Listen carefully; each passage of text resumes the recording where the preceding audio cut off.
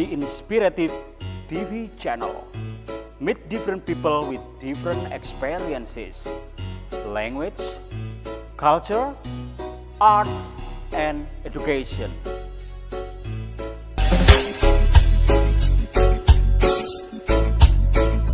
Oke, assalamualaikum warahmatullahi wabarakatuh, viewer wherever and whenever you are, dimanapun dan kapanpun sedang berada.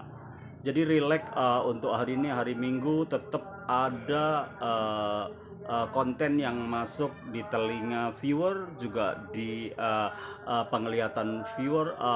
Let's we watch about this content. Jadi kali ini topiknya yang habis buku yang saya baca adalah Penguasa Bijak, The Wisdom of Leader.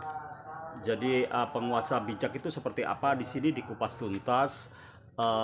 Tapi untuk konten kali ini akan saya ringkas sedikit saja, karena kita akan mengadakan celebrate atau perayaan pemilihan presiden 2024. Itu mau ngapain kita harus benar-benar bijak ya, bijak mengambil pilihan yang tepat. Jangan sampai kita memilih kucing dalam karung, alias mereka cuma janji-janji doang yang akhirnya nggak ada realisasinya ya. Jadi kalaupun ada yang sudah realisasi sebelum dia pemilihan, bolehlah itu buat catatan buat viewer yang akan memilih calon-calon presiden 2024. Jadi kita harus benar-benar bijak karena kita memilih the leader yang bijak juga ya. Oke. Seringkali pada kampanye mereka berselisih tajam, saling menghujat, saling memaki, saling menyalahkan, saling mengejek, dan menginterupsi, berteriak, dan berdemonstrasi. Emosi yang tak tertahankan, menginterupsi dan menggebrak-gebrak meja. Untuk apa? Apakah itu pemimpin yang akan kita pilih? Apakah kita bisa pahami sikap-sikap mereka untuk jadi pemimpin dengan cara yang kasar, saling adu domba, saling sikut, saling tendang seperti itu. Hampir-hampir kapan hari juga kelihatan hampir adu jotos di Dewan Perwakilan Rakyat. Untuk apa berkelahi dan atau semacamnya? Untuk apa mereka para anggota dewan yang mestinya memimpin dan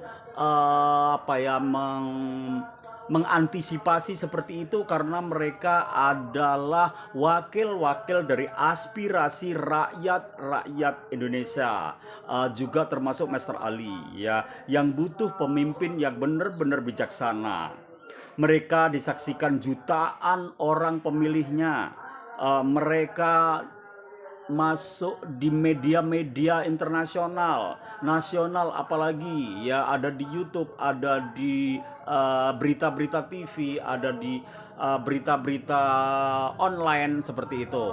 Mereka saling menjelekkan, saling menjatuhkan, saling hujat, saling maki-maki. Nah, itu kita harus benar-benar mampu menyikapi sebagai pemilih ya. Ada juga yang golput karena bingung, milih yang ini kayak gini, milih yang ini kayak gini, milih yang itu kayak gitu. Nah kayak gitu, itu juga menjadi catatan pada pemilih-pemilih kali ini ya, karena memang memilih ataupun nggak pilih yaitu rahasia masing-masing. Nyoblos sendiri kadang-kadang mereka ada yang datang di TPS tapi nyoblosnya itu memang disalahkan biar nggak terhitung kayak gitu, karena mereka jengah atau males sudah, muak dengan kehidupan para pemimpin yang memang ya adil sih memang nggak bisa, tapi setidaknya itu nilainya 80% lah, itu oke ya. Tapi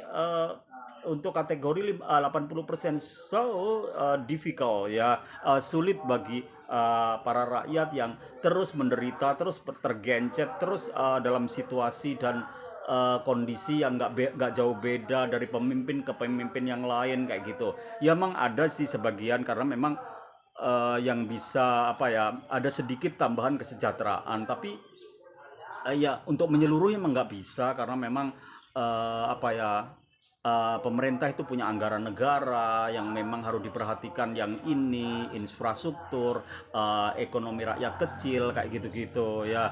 Ya emang sulit sih, makanya kan mereka kalaupun saling hujat antara pemimpin, ya untuk apa? Ya mestinya yang hujat itu rakyat, tapi rakyat juga takut mau menghujat gimana ya kan? Karena memang orang kecil kadang-kadang salah ngomong juga salah kayak gitu-gitu.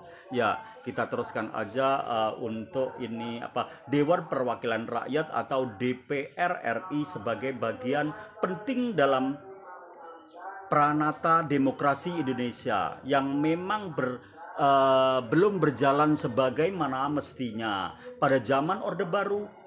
Bahkan sejak tahun 1971, Mr. Ali belum lahir ya, kurang 1 tahun lahir.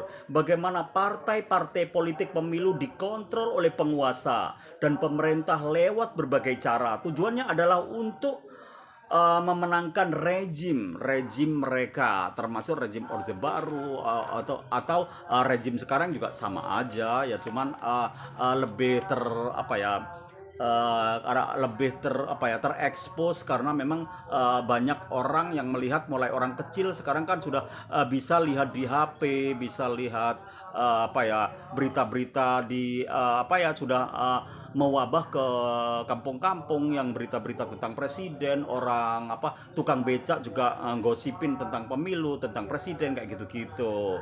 Ya jadi untuk saat ini semuanya terkontrol.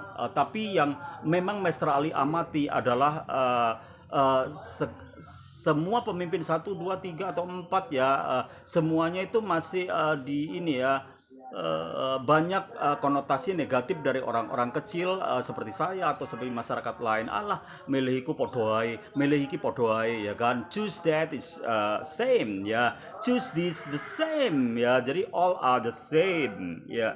Jadi kita mau ngapain ya milih aja. Misalnya gak nyarankan golput, tapi kalau memang golput itu pilihan, kita nggak bisa maksa juga ya, karena bingung memilih the leader ya. Dalam buku ini juga ada mencontohkan kehidupan demokrasi di China ya. Banyak pembicaraan yang mengatakan bahwa kehidupan di dunia timur, khususnya di Cina, kurang demokratis atau bahkan tidak ada kehidupan yang berciri demokratis sama sekali. Pandangan-pandangan itu biasanya didasarkan pada pengertian mesin demokrasi yang berciri modern seperti yang dianut negara Amerika Serikat. Nah, atau pengertian standar penilaian dilaksanakannya pemilihan umum adalah hak pilih, adanya kongres yang mengawasi presiden dan sebagainya. Yang kalau kita tinjau, sebenarnya hal ini belum menyentuh atau mencerminkan esensi, norma dan kaidah dari demokrasi itu sendiri. Ya makanya kita harus apa ya, mencontoh Cina atau mencontoh Amerika. Nah itu kiblat kita bukan di sana. Negara demokrasi itu selalu bermusyawarah kayak gitu.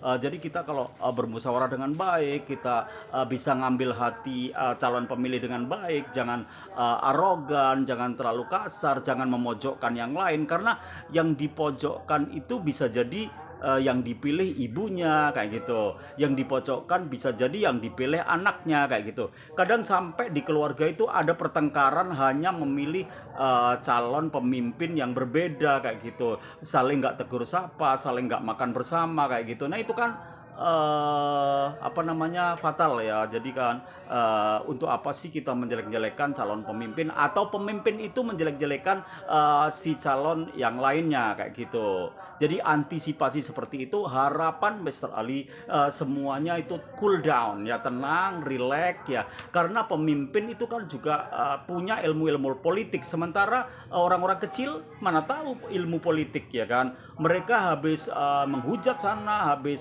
memaki sana, ternyata malamnya makan bareng, terus dinner bareng, makan soto bareng kayak gitu, makan prasmanan di istana presiden, kumpul bersama-sama. Oh my God, terus apa kiblat rakyat memilih yang mana ya kan? Jadi untuk pemimpin-pemimpin ya udah relax aja, carilah ini bikin ini slogan-slogan atau itu campaign yang positif yang membuat orang atau masyarakat berpikir positif ya. Jangan sampai saling hujat, saling tuduh, saling fitnah kayak gitu. Itu harapan Mr. Ali. Mudah-mudahan 2024 kita benar-benar dapat pemimpin yang benar-benar demokratis, benar-benar yang mendengar suara hati rakyat, benar-benar yang apa namanya itu legowo, yang kalah itu legowo, yang menang juga dewasa kayak gitu. Dewasa dalam artian itu menyikapi kemenangan itu dengan baik. Jangan sampai kemenangan membuat jadi lengah karena kan dari kemenangan itu ada amanat yang harus dipegang, ada amanat yang harus dipikul. Nah, itu makanya apa be wisdom, be a wisdom a leader, the next leader 2024. That's all about my content this morning. Have a nice morning, have a nice day, have a nice weekend. See you next time at the same time and same channel. Wabillahi taufiq walhidayah. Wassalamualaikum warahmatullahi wabarakatuh. Goodbye.